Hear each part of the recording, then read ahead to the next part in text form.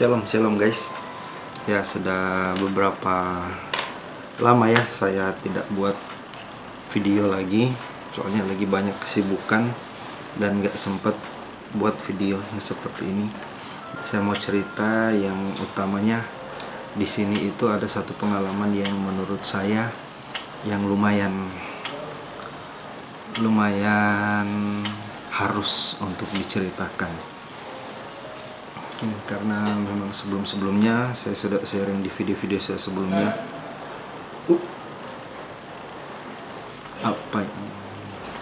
apa yang saya lihat dan saya alami ya secara spiritual.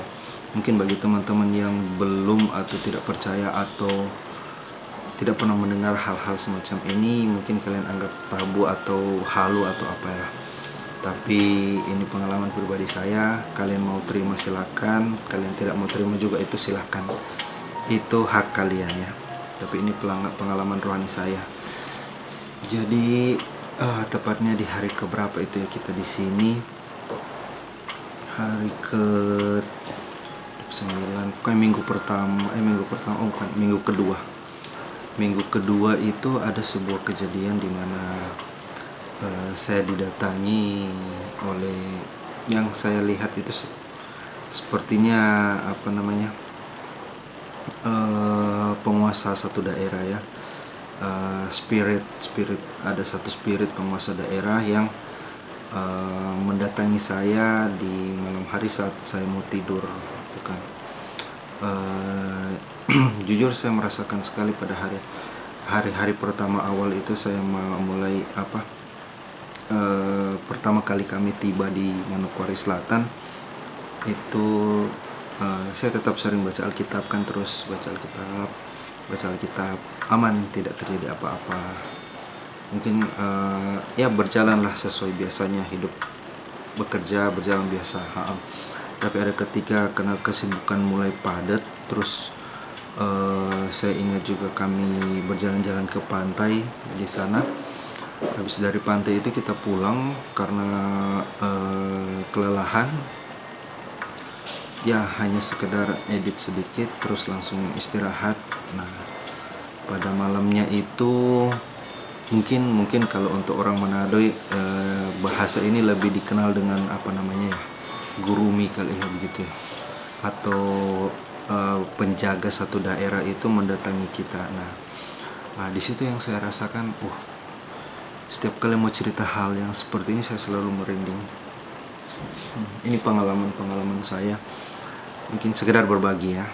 Nah, dan di saat pulang itu setelah dari pantai, pulangnya mau istirahat malam itu, saya melihat bukan cuma satu, tapi ada banyak makhluk itu yang mendatangi saya. Saya tidak sempat lihat semuanya, tapi ada satu yang paling jelas itu mukanya, hanya wajah sekitar sini saja. Terus dari awan hitam dia muncul wajahnya begitu. Saya masih merinding jika saya cerita. Nah, di situ dia mengatakan bahwa saat dia muncul, jadi dia seperti hanya wajah. Katanya begini,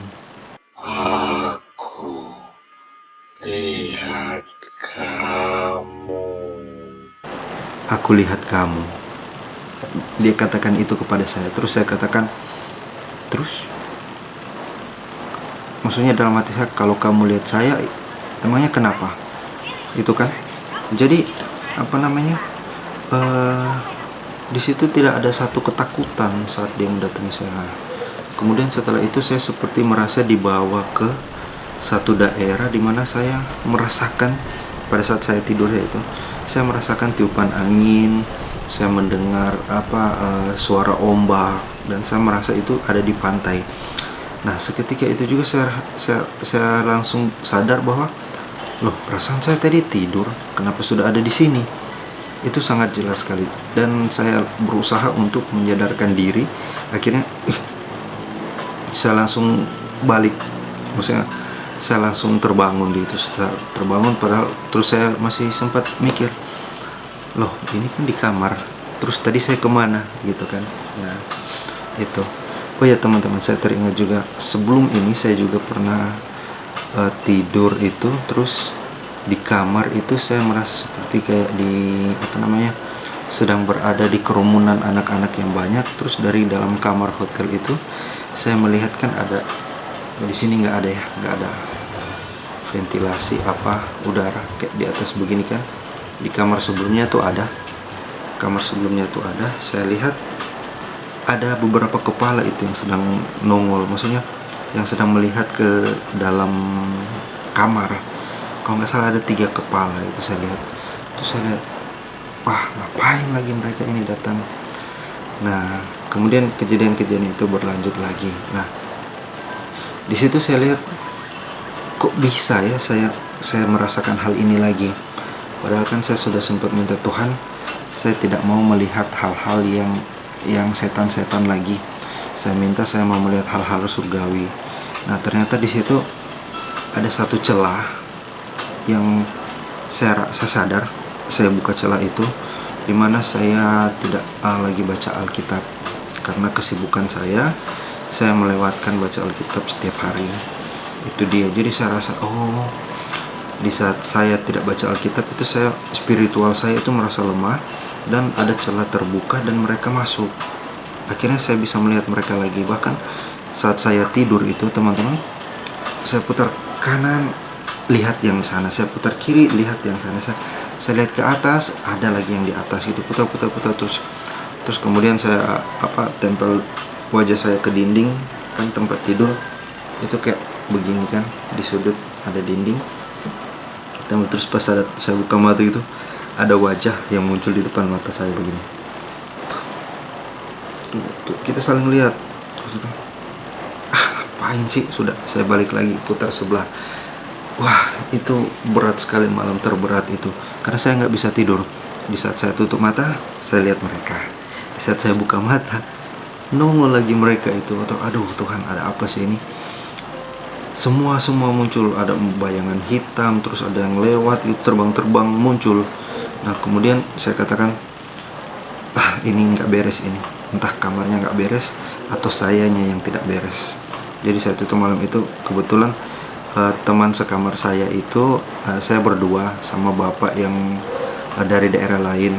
Nah kebetulan dia bukan beragama Kristen ya, jadi saya maksudnya tidak mau mengganggu ketenangan dia tidur. Itu sudah jam 2 menjelang jam 3 pagi kalau nggak salah. Jadi saya doa aja dalam hati, tetap bersuara sedikit sama Tuhan.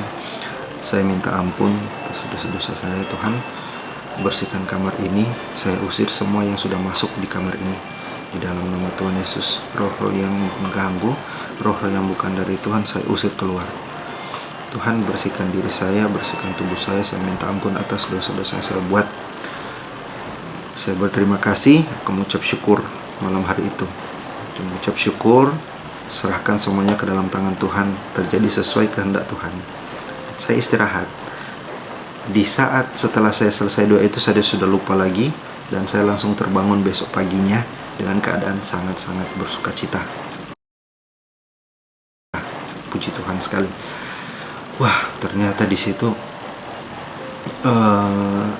itulah saya merasa di saat saya kurang dekat sama Tuhan itu, saya sangat merasakan serangan dari mereka. Saya merasakan itu bahwa celah itu terbuka. Nah, jadi mungkin saran saya buat teman-teman ya, mungkin teman-teman di luar sana rajin beribadah, mungkin teman-teman di luar sana bahkan tidak pernah berbuat jahat, teman-teman selalu ikuti apa kata Tuhan, firman Tuhan ya. Tapi di saat teman-teman hidup dan merasa aman, harusnya teman-teman itu waspada, seperti apa yang terjadi pada saya. Karena saya merasa itu, wah sudah aman, sudah tenang. Oh ternyata tidak seperti itu ya. Mungkin sering rajin ibadah, sering rajin semua, tidak menjamin itu semua. Jadi motivasi kita, kebersihan hati kita, itu yang saya rasa, yang saya alami itu. Jadi di saat saya hanya merutinitaskan saya, itu ada yang kurang. Jadi gitu. Jadi harus tiap hari itu sekalipun baca Alkitab tetap harus melakukan firman. Nah, di saat pengalaman saya, di saat saya skip itu, saya lewati itu, saya merasakan sekali itu serangan-serangan dari mereka. Sangat-sangat merasakan itu. Jadi buat teman-teman yang mungkin hidupnya tenang berbuat dosa, teman-teman harus waspada. Kenapa teman-teman tidak merasa tidak merasa bersalah sedang berbuat dosa? Artinya teman itu sudah dalam bukan pengawasan setan lagi, bukan pengawasan iblis lagi, tapi teman-teman itu sudah dalam kendalinya. Di saat teman-teman merasa di saat saya bersinah terus saya merasa tenang-tenang saja, di saat saya berdusta, di saat saya melawan orang tua, pokoknya di saat kita melanggar firman Tuhan terus kita merasa aman, saya aman, saya masih belum celaka. Intinya teman-teman harus waspada bahwa iblis itu sudah tidak menggoda teman-teman lagi, karena teman-teman sudah berada dalam circle-nya mereka. Jadi begitu ya. Dan saya bisa katakan puji Tuhan, di saat saya skip sesuatu, misalnya saya lupa baca Alkitab itu, saya langsung merasakan serangan itu. Dan setelah malam itu kan hari Minggu, hari Seninnya teman-teman itu pada saat mau makan siang, habis telepon sama istri kan, saya lihat istri kirim video anak kita itu gerak-gerak dalam perut. Terus ketika itu juga saya mau makan, terus saya merasakan hadirat Tuhan sangat kuat sekali itu. Jadi pas saya mau makan, mau doa, biasa kan doa makan, langsung saja saya lanjut tuh, saya putar lagu puji-pujian penyembahan. Terus saya akan merasakan dari atas itu tekanan itu kuat sekali. Jadi saya seperti nggak bisa itu mengangkat badan saya, itu nggak bisa saya angkat begitu. Tapi jadi saya hanya diam di pojokan ruangan tuh di ujung. Kan kita dalam satu ruangan itu yang teman-teman lain itu mereka sedang makan. Saya mojok aja di ujung ruangan itu. Saya doa, saya basaro, rabasyikan, rabasyaka, radadadadadadadada. Ini rabasyikan, radadadadadada. Seperti bukan dari kata-kata saya, tapi itu spontan diri saya yang mengatakan, maksudnya bergerak, bukan seluruh keinginan saya, tapi tubuh saya itu refleks saja begitu. Terus setelah saya merasakan tekanan itu kuat sekali, saya dapat satu penglihatan yang dimana dari atas kotaran Siki itu, tempat kami ada, saya dibawa ke atas kotaran Siki. Terus saya melihat ke atas langit itu ada awan putih cerah, keluar sebuah pedang keluar. Saya sampai sekarang saya masih bertanya-tanya maksudnya apa itu Tuhan. Tapi di saat hari Senin itu saya melihat atmosfer kotaran Siki itu berubah, teman-teman, berubah atmosfer kotaran Siki. Mungkin teman-teman yang melihat video ini tinggal di kota tersebut, Manokwari Selatan, kotaran Siki. Saya melihat itu berubah. Dan semenjak saya di sana itu, kotanya itu banyak sekali dengan gereja, teman-teman. Tapi sekalipun banyak gereja, maksudnya masyarakatnya di situ tetap memegang mungkin ada satu spirit yang masih menahan mereka. Mungkin saya belum tahu, saya belum bisa pastikan ini, tapi asumsi saya saja. Masih ada ritual-ritual adat istiadat seperti itu. Makanya sekalipun gereja banyak, tapi penyembahan berhala itu masih keras, masih kental juga, ya percuma juga. Mereka harus lepaskan itu untuk ikut Tuhan, harus bisa. Nah, makanya atmosfernya berubah. Saya lihat kok saya merasa saya ditekan dengan kejahatan yang bagaimana ya, merasa itu saya sempat takut. Kenapa mencekam, kondisinya mulai mencekam. Nah, saat itu, dan ternyata pada saat kita mau briefing ke guru-guru yang ada, kita mau ada keinginan yang mau kita sampaikan, dan mereka menolak. Nah, mereka menolak, mereka mau sesuai dengan kehendak mereka. Nah, dan jika kita memaksakan, mereka akan membuat kegaduhan seperti itulah, kira-kira seperti itu. Jadi ada satu, di saat saya melihat atmosfer berubah, kondisi di lapangan yang terjadi seperti itu. Nah, ternyata akan terjadi sesuatu. Jadi keputusan teman-teman semua kita ikuti apa keinginan mereka saja, karena ini juga kan daerah mereka. Jadi kita ikut sesuai jadwal schedule kita, sekian jam sekian hari sekian, tanggal sekian kita pulang, tanggal sekian penutupan acara. Tidak ada extend hari lagi. Jadi seperti itu ya teman-teman. Nah, saya kembali lagi di saat saya lihat pedang itu, terus saya dengar jelas itu suara, jelas sekali saya dengar. Dia katakan begini, aku menyertaimu. Itu saja yang saya dengar, aku menyertaimu. Terdengar itu suaranya kayak dari atas langit. Itu dia katakan kepada saya, aku menyertaimu. Wah, di situ memang saya langsung, wah Tuhan, haleluya, terima kasih, terima kasih. Jadi kejadian kemarin yang saya didatangi oleh mereka itu, saya percaya bahwa roh yang ada dalam diri saya itu lebih besar. Terus saya cerita ke teman-teman pengalaman ini, tapi mereka jadi takut. Oh, jangan membawa sesuatu. Oh, kita harus datang ke tempat mereka, harus diam, harus maksudnya harus sopan, harus apa. Terus saya katakan, saya udah nggak percaya lagi hal-hal itu. Memang kita harus sopan, iya. Kita harus baik-baik ke tempat mereka, iya. Tapi kalau untuk mempercayai sesuatu yang mengikuti kita dari tempat itu, misalnya ikut kita pulang, kayaknya kita itu merendahkan Tuhan kita deh. Makanya saya katakan teman-teman, sekalipun mereka datang ikut, tapi saya percaya roh dalam diri saya itu lebih besar daripada roh yang ada di dunia ini. Jadi saat mereka muncul kayak mau mengintimidasi saya itu tidak takut teman-teman, karena saya pegang ini. Kemanapun saya berjalan, kemanapun saya pergi, saya pegang prinsip itu, roh yang ada dalam diriku ini. Karena saya sudah terima Yesus sebagai Tuhan dan Juru Selamat pribadi saya sudah dipulihkan, saya sudah lahir baru. Lebih besar daripada roh yang ada di dunia ini, dan itu terjadi teman-teman, terbukti dalam hidup saya. Ini kesaksian saya. Nah, setelah saya mendengar hal itu bahwa aku menyertaimu, saya langsung telepon istri, terus saya katakan, saya cerita. Istri juga menguatkan dalam telepon itu bahwa apapun yang terjadi di sana, Tuhan menyertai saya, itu kata istri saya. Jadi saya dikuatkan lagi. Wah, kemudian hari-hari seterusnya berjalan, terasa lebih menyenangkan, lebih tenang, hingga sekarang hari dimana kita mau berangkat pulang kembali ke, saya mau berangkat pulang kembali ke Manado.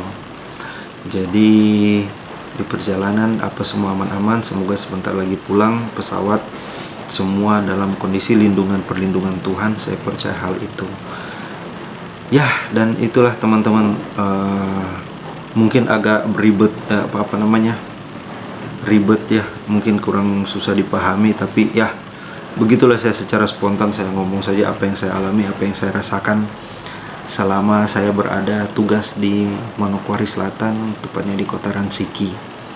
Nah, terima kasih buat teman-teman yang sempat mendengarkan. Semoga kesaksian saya ini bisa menjadi pelajaran. Bahkan saya berharap juga bisa menjadi berkat dan penguatan untuk teman-teman yang melihat video ini. Shalom, Tuhan Yesus memberkati kita semua. Amin.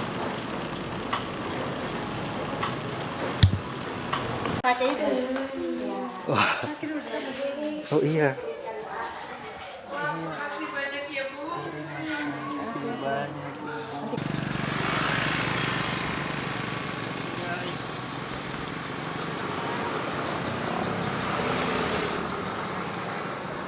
Terus kita yang lain jadi ngapain? Lu gak kumpul semua, lalu siapa yang makan? Sudah bertahan hidup saja saja. Kita balik, terus ambil sunset. Yeay, sunset kita di belakang. Oke, jadi proyek hari ini selesai. Sampai jumpa lagi, Manokwari Selatan.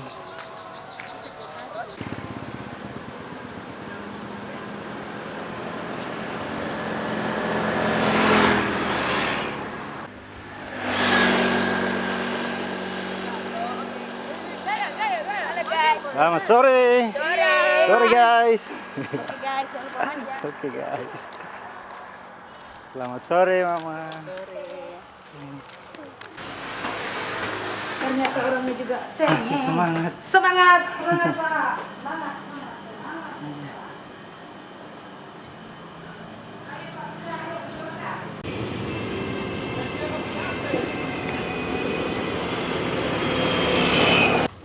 Oke guys, jadi room tour. Ini kamar dimana saya menginap sebelumnya di Kabupaten Kota Ransiki, sekarang di Kota Manokwarinya.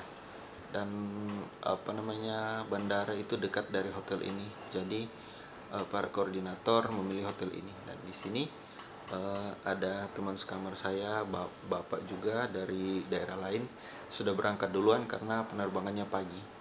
Saya dan tim yang lain nanti siang. Jadi ini kamar dan ini ruang kerja saya.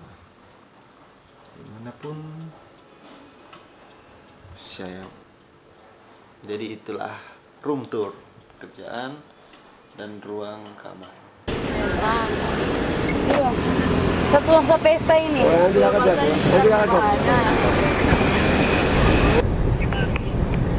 Dia sudah bangun mantap. Pagkala dia tinggal lebih, tinggal sendiri ikut besok. Sana pesawat kita berjalan. Iya dong. Kita berangkat jam berapa? 1.20 kak? 1.10 kan? 1.15. Bukan lah, ini jam 12 ya? Jangan kasus. Gara-gara siapa? Gara-gara siapa? 13. Atau indah hati atau sampai situ intinya bakal nih wali 500.000 tuh bapak emang pakai. Jadi besok itu Jangan lah itu teman. ya hati dia bicara apa-apa. Kan pernah bilang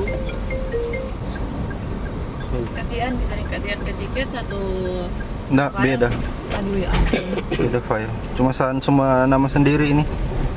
iya saya juga nama sendiri. Karena kalau saya edik sama.